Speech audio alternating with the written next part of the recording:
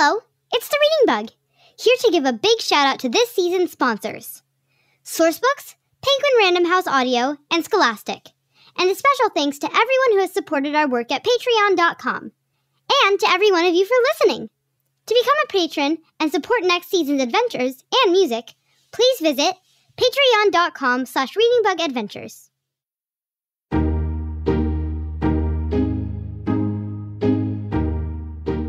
Hi, reader, and welcome back for part 2 of our treasure hunt adventure.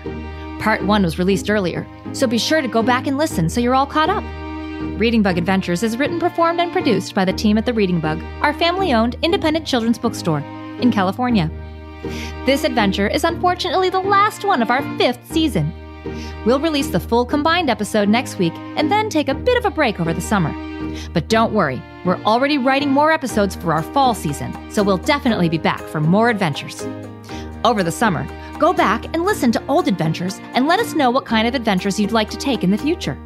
We've already received so many wonderful ideas from our listeners. This season was a little shorter than usual due to the added complexity of creating and delivering our podcast while sheltering in place. But we had so much fun creating new episodes and loved hearing such nice things from all of you about this season's adventures. Thanks so much for listening.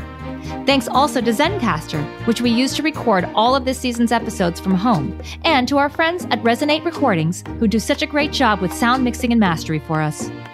And of course, thank you to all of our new patrons. Your support means the world to us. A great big hello and thank you to Ezra and Noah, Eleanor in South Carolina, Maddie and Bella, Wyatt from Virginia, and Ada in Los Angeles. You're part of what makes Reading Bug Adventures podcast possible. If you'd like to become a patron and support our work, visit patreon.com/readingbugadventures. Finally, in addition to writing and recording songs and podcasts, our family owns and operates a children's bookstore. You can shop online for any book at thereadingbug.com, or find care packages, gifts, and gift cards for every occasion. Or if you'd like us to deliver a hand-picked selection of books every month that match any young reader's unique age, interests, and reading level, you can sign up for a subscription at readingbugbox.com. It's a perfectly personalized gift that brings that small independent bookstore feel and expertise right to your doorstep. Now, reader, let's hurry back to Captain Mel's little yellow submarine. And if you remember, as we made our descent deep into the ocean, looking for the lost city of Atlantis, we were suddenly attacked by Dumbo octopuses. And now we're stuck with no power, no lights, no radio, and no help. We've got to get back and see if we can get out of this dangerous predicament. Are you ready? Any ideas how we might escape? Okay, then on the count of 3, let's all imagine ourselves back into the broken HOV with Captain Mel. 1, 2, 3, let's fly! It's a Reading Bug adventure, there's lots of fun in store. Just inside our book bag, there's new places to explore. Grab your crayons and paper, and your imaginations too. The Reading Bug and I can't wait to share our trip with you. Welcome back, reader. The Reading Bug and I are so relieved that you decided to come back to try and help us escape a watery fate. Captain Mel and the rest of us need your help to figure out how to get this broken HOV moving again. Right, Captain? That's right, reader. We're still stuck at the bottom of the ocean after our HOV submarine, Henrietta, was attacked by a group of Dumbo octopuses out of nowhere. They dragged us down here and must have broken something because all the power is out. The lights aren't working, our radio isn't transmitting, and we're not moving at all. I've tried everything I can think of, but nothing has helped restore the power. Yeah, it's cold and dark and scary down here. If we're not rescued soon, we could run out of oxygen. That means we wouldn't be able to breathe. Being a treasure hunter isn't all discovery and riches, I'm afraid. There's some real danger involved in this profession, but don't worry, I'm sure the crew will come looking for us any minute now. I'm just not sure what's taken them so long.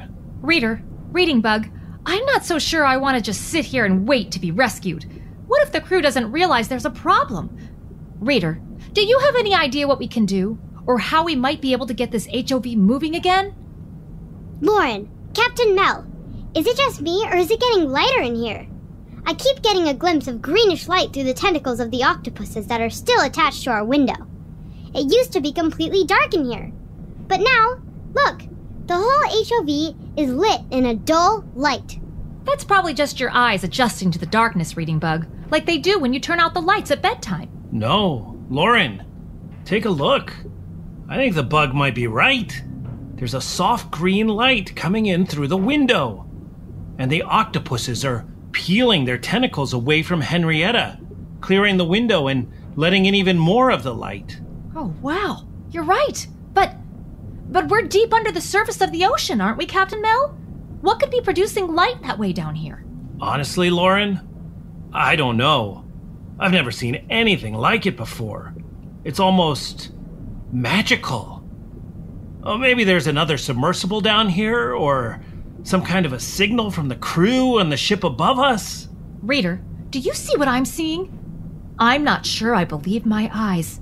The ocean all around us is definitely not as dark as it was when we were watching the octopuses dance. Instead, it's lit with soft green light coming from somewhere directly in front of us.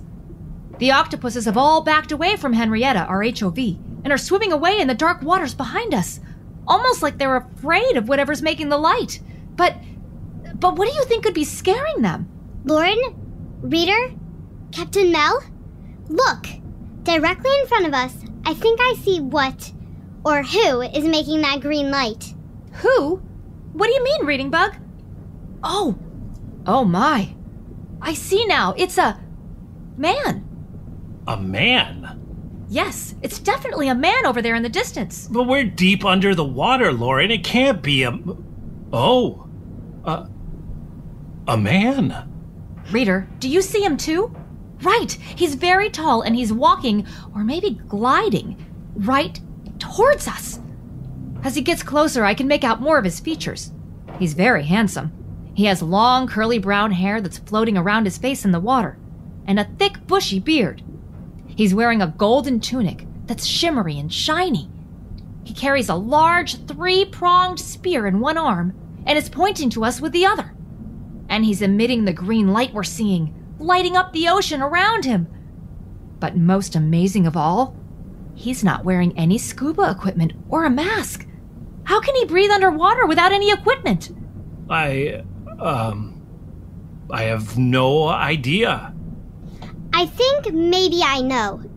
Legend has it that the god of the sea, Poseidon, always carried a 3-pronged spear, called a trident, that he used to strike the ground to create earthquakes.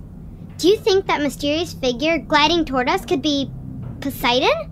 If I weren't staring at a giant man holding a trident hundreds of feet underwater, I'd tell you that you were crazy, Bug.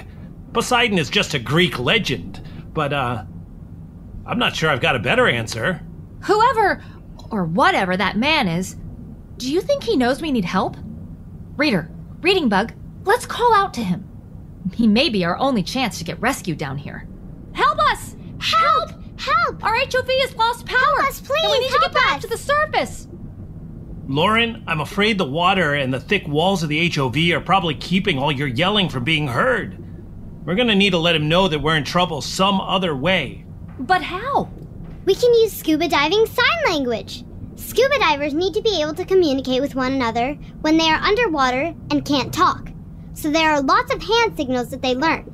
The sign for help, or I'm in trouble, looks like this. Hold your hand out in front of you with the palm facing down. Then wiggle it back and forth, kind of like you're waving at the ground or signaling to someone that you only sort of like something.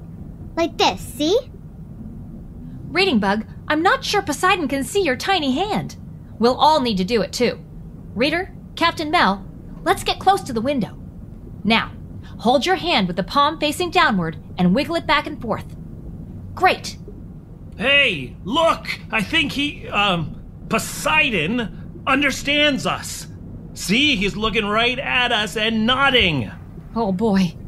He's looking at us really, really carefully, isn't he, Reader? I sure hope he's here to help us.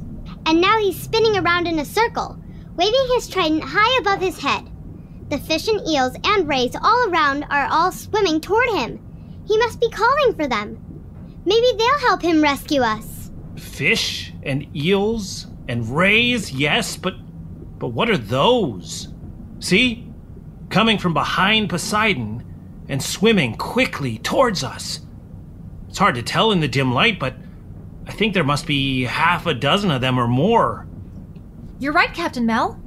Reader, Reading Bug, do you see them? They're all following Poseidon and the other sea creatures toward our sunken submarine. As they get closer, they look like they could be humans. Humans? Yes, they have beautiful human faces, long wavy hair, and seashell and coral necklaces around their necks. They're wearing shiny bracelets and earrings, but no scuba equipment. They're breathing in the water, just like Poseidon. Oh, but look, reader, they're not all human, are they? They have long, beautiful tails, covered with shimmering scales of every color. Reading Bug, could those be mermaids? Or merpeople? Yes. That's exactly what they are, Lauren. And they're heading right this way. Mermaids? Mermen? Now I've really seen everything, but what are they doing? I'm not sure, but I think they're trying to open our submersible. Look! Reading Bug, I think you're right. They're pulling at the hatch. No, stop it! If you open the hatch, the water will come pouring in. Lauren, they can't hear you, remember? Then what are we going to do, Captain Mel? We can't breathe underwater like they can. If they succeed in opening the hatch, the water will fill the cabin and we won't be able to breathe. We need to stop them. We're too late. The hatch is opening. Look! Hold your breath, everyone!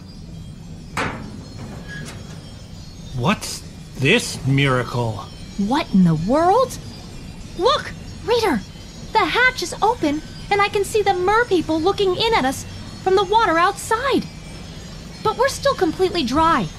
Even with the hatch door open, no water is pouring into our submersible. How can that be? I think Poseidon has got something to do with it. Look! He's holding his trident against our front window, and it has formed a bubble around the submersible. It's incredible! It's magical! I can't believe it!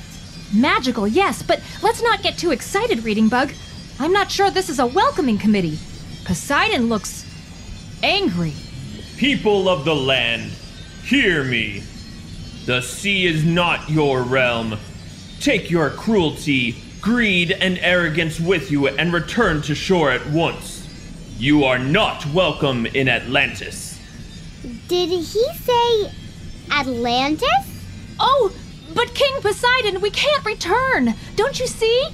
Our vehicle is broken and we are stuck. We are in great danger and we need your help. My help? No. My love for humanity was absolute. But I could not help you then, and I will not help you now. Please, I promise we mean no harm to any of you. My name is Lauren, and this is Captain Mel, the Reading Bug, and our reader friend. We're adventurers, and we've traveled an awfully long way today to find the lost city of Atlantis. The lost city? Yes, lost. All that remains of Atlantis is legend. Atlantis disappeared into the ocean centuries ago, and it was never seen again. Centuries ago? Oh, I'm such a fool.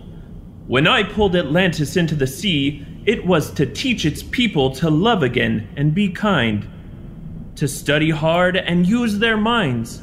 I did this for the good of humanity. But now centuries have passed, have they?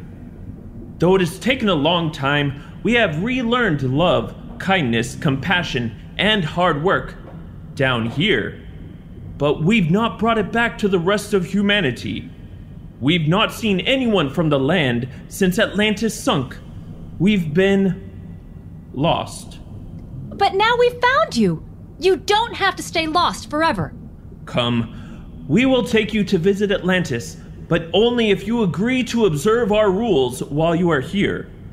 The rules of Atlantis aren't much, but be warned, they are more difficult than they appear. 1. Do not trade friendship for greed, for wealth, or jewels. 2. Study hard, use your hearts, and use your minds. And 3. Love each other, and you'll be loved in kind. Before I sank Atlantis, the people lost the gift of goodness and became infected with ambition and greed. Only by following these rules have we been able to protect ourselves and create the magical city that I once imagined. Will each of you agree to obey these rules for the good of all humanity? Poseidon? King? We'd love to follow you to Atlantis, of course, but like Lauren said, our submarine is broken. We can't move, and of course, we can't breathe in the water like all of you. Oh? I see. Well, that should be an easy fix. But first, I need to make sure that you have all promised to obey these rules. Do you promise? Yes, King Poseidon, we do. Yes. I didn't hear you, Captain Mel. Do you promise to obey our rules? Well, yes, of course.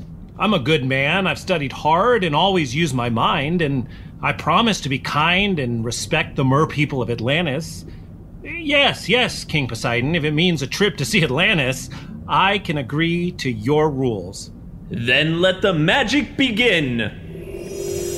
From the depths of our sea, it is my wish that you will be able to breathe like fish. Now, then just climb out of your vehicle into the water and you'll be able to join me and my people. Breathe like fish? I don't, Hey. What's happening to your neck, Lauren? My neck? What do you mean? Yeah, Lauren. Look at your neck. And yours too, Reader. And Captain Mel. You're all growing gills. Gills? Yes. Gills are how fish breathe underwater. As water passes through them, oxygen molecules are extracted, allowing the fish to breathe. Remember, in Harry Potter and the Goblet of Fire, Harry eats gillyweed, which helps him breathe underwater by causing him to grow a pair of gills. Just like yours. Yours too, Reading Bug. Looks like you're growing your own tiny set of gills, just like us. But that means we'd better get moving. Once our gills grow, we'll be unable to breathe the air in the submersible. Come on, out of the hatch now! Oh, I don't know, Bug. I'm more of a ship captain than an underwater swimmer. I feel a lot more comfortable staying in here. But, it is getting a bit, tough to breathe. Okay, I'm convinced. Let's go. Out of the hatch, everyone. Reading Bug, follow me. We need to leave the air inside the submersible and swim to the deep water with King Poseidon and the mer people. I hope these gills work. Let's go.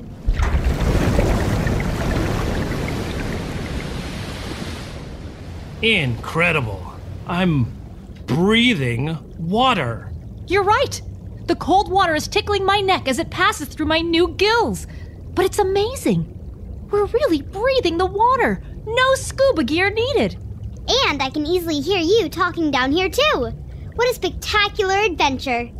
That's not the only spectacular thing down here at the bottom of the ocean, Reading Bug. Look, the mermaids have gathered all around us. 20 or more of them. And they're stunning. The way they glide effortlessly through the water, the colors of their scaly tails, the beauty of their long hair floating in the water. You are very kind, thank you. I think you look quite beautiful as well. My name is Umbra, and I live in the city of Atlantis. Hi, Umbra. It's so nice to meet you. I always thought that mermaids were fictional creatures. When we lived on land, we looked just like you. But after our city sunk to the bottom of the ocean, we started to change. We didn't need our legs to walk anymore.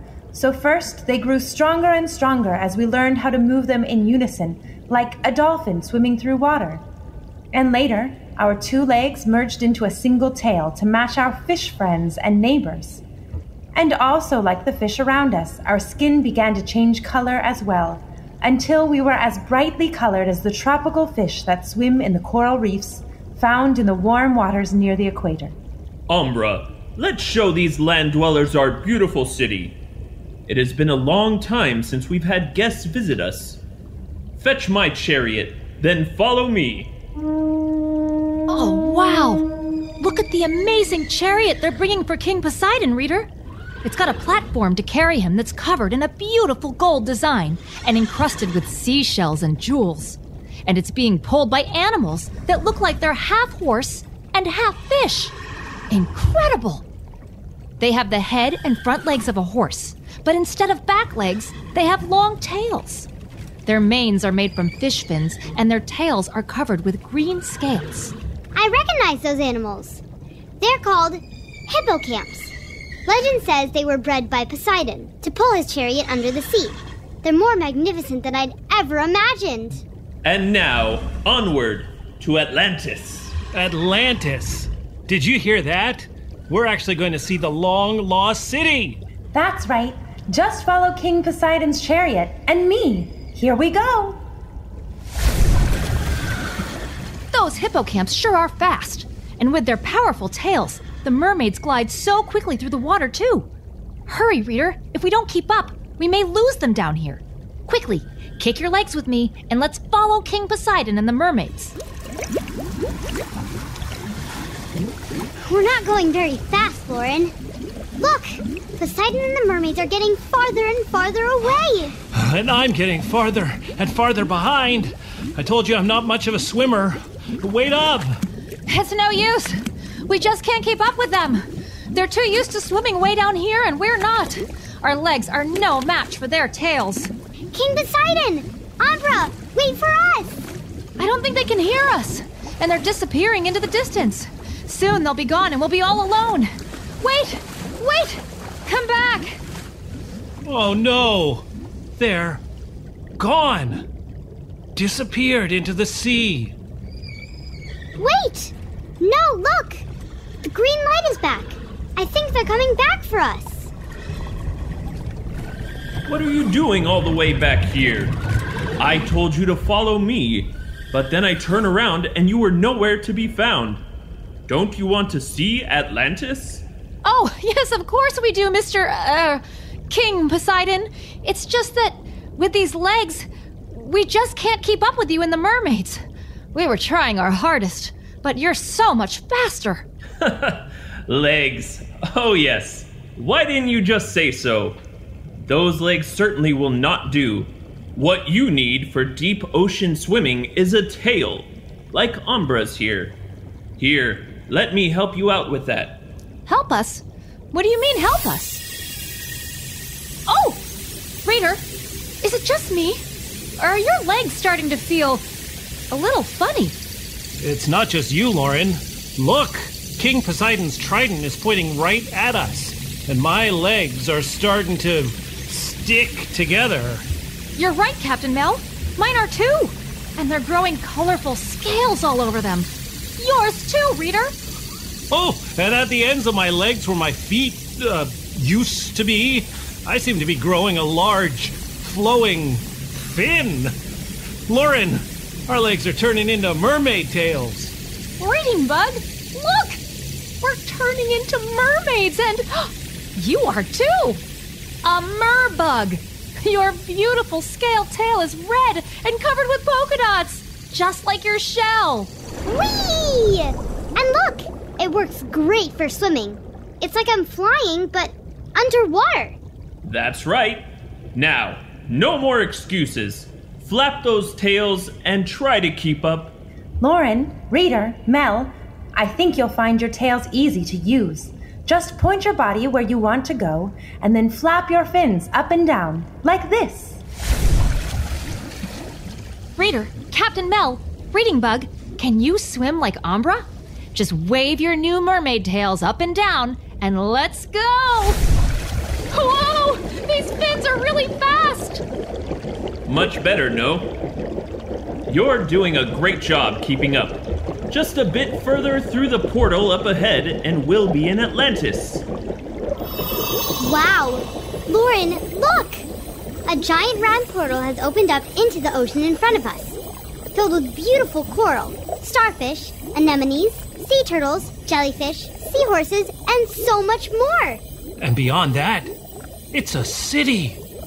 Look at all the buildings rising high out of the ocean floor and glowing with gold and jewels. And look at these creatures that have joined us. They're narwhals! Just like the narwhals we saw in the book bag.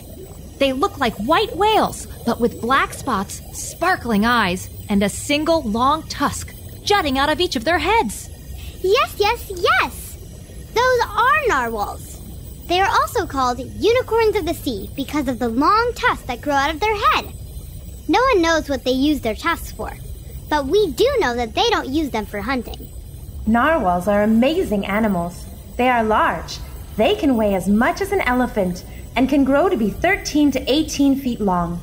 But they are gentle giants. They live with us in the city and play with our children. Directly in front of us, you can see a large palace with spires, gates, and parapets trimmed in brilliant brass and sparkling diamonds that towers over the other buildings. That's where I live with my wife, Queen Cleita. And on the hill just beyond the palace, there is a temple that is dedicated to us. It is decorated with silver spires and surrounded by a wall of gleaming gold, embedded with rubies, emeralds, and sapphires. It's more splendid than anything I've ever imagined. The sparkling jewels, the gold, the magnificence of the palace. There must be millions and millions of dollars in treasures here. The golden palace and the treasures within are beautiful to behold, but these treasures belong to King Poseidon, and we have sworn that we will not steal them or anything else. Why would we want to anyway? He has used them to create beauty all around us. We want for nothing, and we have learned that the only real treasures are the residents of our magnificent city and the sea life that surrounds us. But treasure hunters like me have been searching for the lost city of Atlantis forever. This city is the single greatest discovery and certainly the most valuable treasure in the history of the world. The beauty and opulence of Atlantis is simply a remnant of our time on land. Centuries ago, in honor of my queen, I built this mighty city like no one's ever seen. Full of riches, wealth, and full of magic, I created this, the magnificent city of Atlantis. I paved the streets with bricks of gold and cast a spell that no one would grow old. Bricks of gold? Did you say bricks of gold? Yes, and there's an oyster bed over there where we grow the most delicious oysters and the most beautiful pearls that you have ever seen. Pearls? Over here, you can see the school where mer children learn our history and how to live, work, and play together in peace and harmony. It looks like it's recess because the mer children are playing in the schoolyard. King Poseidon, your city is incredible, but it seems too good to be true. The mer people of Atlantis exist happily together alongside the other creatures of the sea. They study history and they use their minds for the benefit of mermanity, and they grow and provide food and other necessities without needing money. It's just like in Captain Mel's song. If I had one wish that would make me carefree, I'd spread kindness across the land and over the sea. It makes people feel good to see a smile, not a frown. Simple acts of kindness feel good when you're down, so be kind. Rewind, you'll find it's easy to be a friend who cares. Cherish one another and always be kind. Lead with your heart and think with your mind. Find some solutions where you can agree. Make room in the world where we can all be. So be nice. Think twice. There's no price for kindness. Just spread some love around.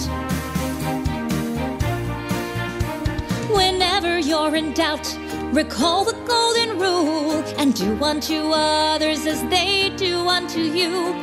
Don't speak out in anger, take a breath and start again. To love and understand is what it takes to be a friend, so be kind. Rewind, you'll find it's easy to be a friend who cares. So cherish one another and always be kind. Lead with your heart and think with your mind. Don't speak out in anger, take a breath and start again. To love and understand is what it takes to be a friend. So be nice. Be nice. Think twice. Think twice. There's no prize for kindness. Just spread Some love around. Be kind. Rewind. You'll find it's easy to be a friend. Who cares? Be nice. Think twice. There's no prize for kindness. Just spread some love around. Be kind. Rewind. You'll find it's easy to be. In books, they call a place like this a utopia, a place where everything is, well, perfect. Perfect, maybe. But, Reading Bug, we mer people have learned that perfect places don't exist without a lot of hard work by the people who live in them. We also know that there are dark places, even in the most beautiful tropical waters, and that monsters may lurk in those places. But Umbra, there are no monsters in Atlantis, right? We're safe here, aren't we? What was that? It can't be thunder. We're too far below the water to hear the sound of thunder. It is the sound of darkness, a moan and a groan, a growl and a grunt. There are monsters lurking in the depths of the ocean, but only one creature in the sea makes such a hideous howl. That is the sound of the Dark Mermaids. Dark mermaids? What do you mean? Are these mermaids gray or brown? Oh no, Lauren. The color of one's skin does not make you dark. They are called Dark Mermaids because of what is inside of them, what is in their hearts. These are the mer people who refused to live by Poseidon's rules and were cast out of Atlantis as a result. Over time, their darkness has become more visible on the outside as well as inside of them. As their darkness consumes them, they have started to look more like sea monsters than mer people or humans. Their bodies turned green and slimy. Their arms and legs shrank as their fingernails and toenails grew into long, dangerous claws. Their hair and their ears turned into fins. Scales grew all over their faces, their mouths filled with sharp, needle-like teeth, and their jaws and stomachs grew larger and larger so that they could eat their prey. They're coming closer, I think. But why? They've come for their prey. The Dark Mermaids only eat one kind of creature. Other creatures who have refused or who have broken my rules. You mean there's a mermaid or merman living in Atlantis who has broken your rules, King Poseidon? I'm afraid not. No mermaid has broken King Poseidon's rules in decades. As you said, Atlantis is our utopia. Then who are the Dark Mermaids coming for? They must be coming for one of you. Us? No, that can't be right, Your Majesty. We just got here. Yeah, we haven't broken your rules. We've been good guests and have returned your generosity with thanks and kindness. And we haven't lied or cheated or taken anything that does not belong to us. Why would the Dark Mermaids be coming for us? I sank Atlantis to the bottom of the sea because of the decadence and greed of its people. The wealth and treasure had darkened their souls, causing them to argue and fight and treat one another poorly. Down here, they have relearned kindness, and they live in peace and prosperity, and in accordance with my rules. One of you must have broken those rules by taking some of the treasures of Atlantis, and the Dark Mermaids are coming for you. But we didn't steal anything. The reading bug is right. None of us has stolen your treasures, King Poseidon. You have to believe us. Reader, you didn't take anything, did you? See? Captain Mel, you've been silent for some time. Do you have anything to say? I may know why the Dark Mermaids are coming. I just couldn't help myself. Years of searching, endless hours of research, the discovery of a lifetime. I just have to prove to my fellow fortune hunters that Atlantis is real, so yes, I took a gold brick. And a pearl. Okay, 2 very large pearls. And this diamond, and this emerald, 8 gold coins, 5 sapphires, a ruby, and 2 amethysts, and whatever this is. Captain Mel, how could you? This place, Atlantis, is magnificent. I can't just leave it here, lost forever.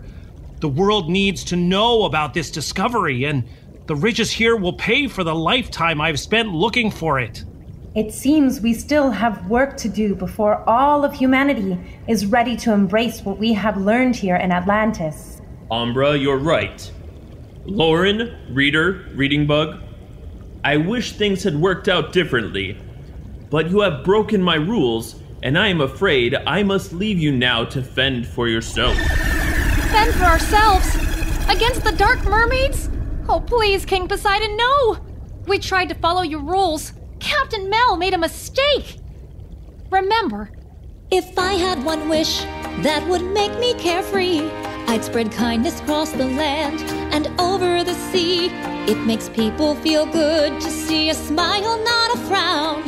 Simple acts of kindness feel good when you're down, so be kind.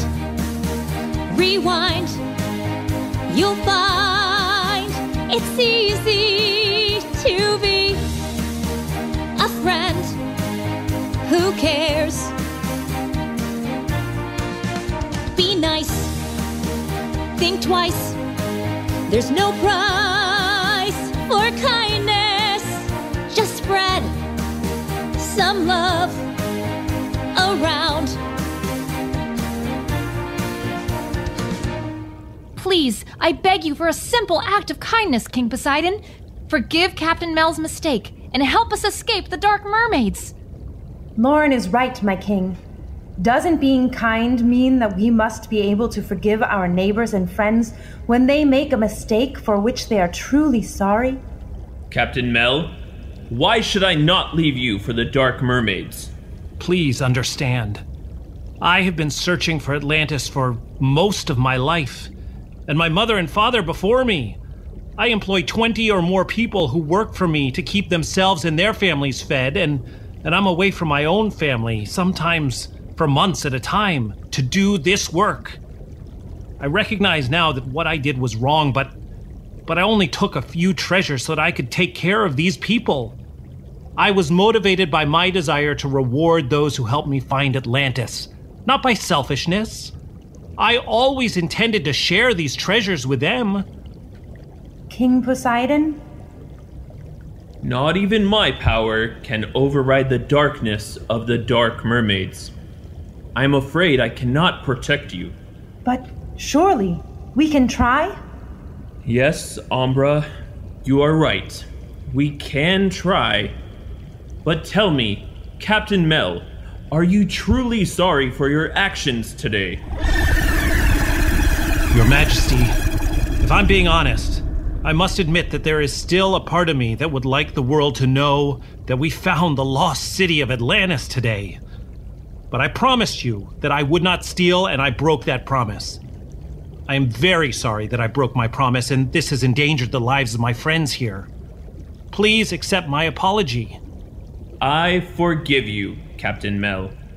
Quickly, Lauren, Reader, Reading Bug, follow me back to your ship. Captain Mel, you are welcome to follow too, but only if you leave the treasures you took here where they belong. All of them? Yes, all of them. Okay. Here you go. Very good. Now, Umbra, call the Narwhals. Hold off the Dark Mermaids for as long as you're able. I will take our new friends back to the boat. Yes! Narwhals, please help your friends, the people of Atlantis. Hurry now, go! Reader, look. The Dark Mermaids are here. They're every bit as monstrous as Umbra said they were. And there are a lot of them coming up behind us. What big teeth and giant claws they have! But look! The narwhals have arrived too! They're swimming really fast. And look at their horns! They're glowing and emitting beautiful, bright colors. Almost like a long, skinny lava lamp. Oh! And every time a dark mermaid tries to get closer, the light from the narwhal's horns zaps them like a bolt of lightning, causing the dark mermaids to be thrown backwards, away from the narwhals and from us. I guess we know what those narwhal horns are used for now. Quickly, follow me. We must get you back to your ship. The narwhal's magic won't hold them for long. Use your fins and follow me. Swim fast. Reader, you heard King Poseidon. Let's go. Okay. So long, Atlantis. At least I got to get a glimpse of you. I hope someday the world will know your secrets. But I promise, I'll never tell. Captain Mal, come on! Okay.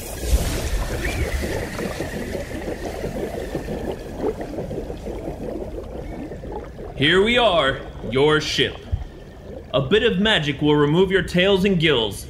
Climb into the boat quickly and be gone before the Dark Mermaids arrive. But our yellow submarine, it's broken. Oh, yes. That's an easy fix, too. Here you go. Now, quickly, into your ship. Thank you for helping me remember that kindness and friendship requires empathy and forgiveness. Now go, and please do not return. Bring the lessons of Atlantis back to land with you, but not our secrets. Farewell, my friends. Reader, Reading Bug, Captain Mel, I can feel my tail and gills disappearing. Quickly, into the submarine. We won't be able to breathe underwater for much longer. Now, close that hatch and let's see if we can get this thing started again. It's working! All the lights are back on, and the submersible is moving again, Reader. Mel, come in. Come in. What's going on there? Hello? Jamie, we're here!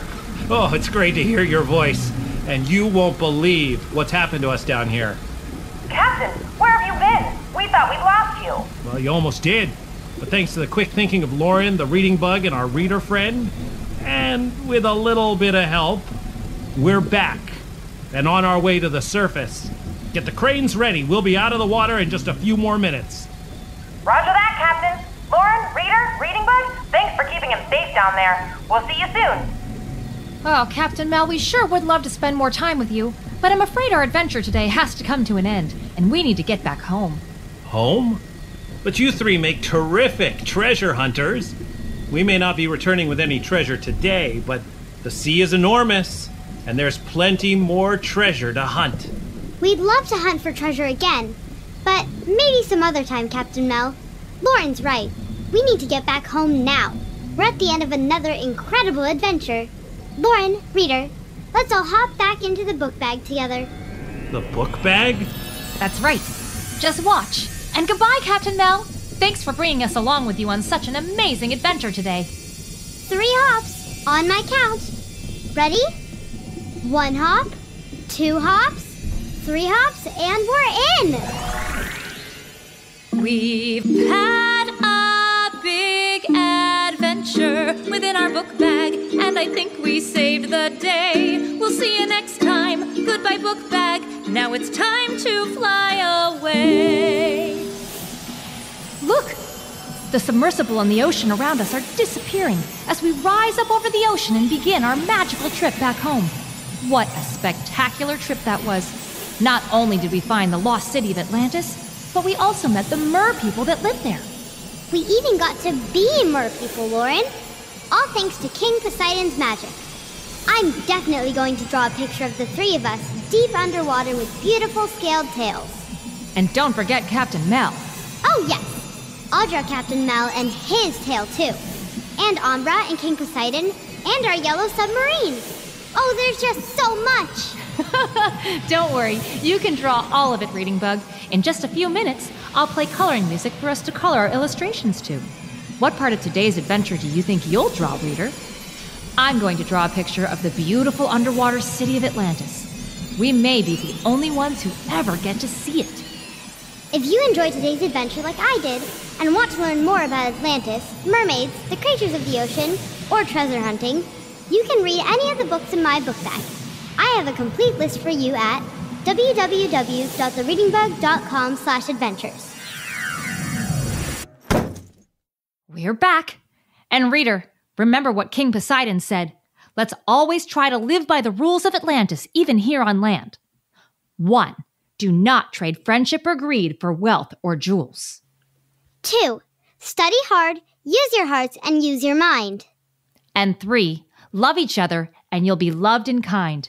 I know you can do it, reader, because When you're a reader, you're a leader. You're ready to learn about everything as you grow. You'll show this world that you can be anything. You could write a book or fly a plane, build a house with a giant crane. Whatever you do, one thing will be true. There's nothing you can't do.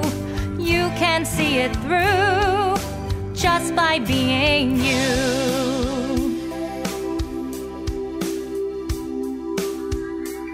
'Cause you're a reader, you're a leader. You're ready to learn about everything as you grow. You'll show this world that you can be anything. You could sing your way into a Broadway show. Don't let anyone tell you no. Whatever you do, one thing will be true. There's nothing you can't do. You can make your dreams come true just by being you. thank you for all your help, your bravery, and your kindness on today's adventure and throughout this season of adventures. I can't wait to adventure with you in the Reading Bug again soon. Until then, goodbye. Bye-bye, reader. We'll see you soon. It's a Reading Bug adventure. There's lots of fun in store. Just inside our book bag, there's new places to explore. Grab your crayons and paper and your imaginations too. The Reading Bug and I can't wait to share our trip with you. An enormous thank you to all of our individual sponsors. We couldn't have produced this season's episodes without you. If you're interested in becoming a patron, please visit our page at patreon.com. Thank you for listening to Reading Bug Adventures. I'm Lauren Savage, and today's adventure was an original story written by Diane and Brandon Savage. This episode was performed by me, Chloe, Brandon, and Caitlin Savage, and by Rob DeCruz. Original music was written and performed by me, Brandon Savage, and Dan Shern, and mixing and mastering for this episode was by Resonate Recordings. The Reading Bug is our family-owned independent children's bookstore in California, and we're passionate about educating, entertaining, and engaging children of all ages. Learn more about us at thereadingbug.com and our personalized subscription box service at readingbugbox.com. Thank you.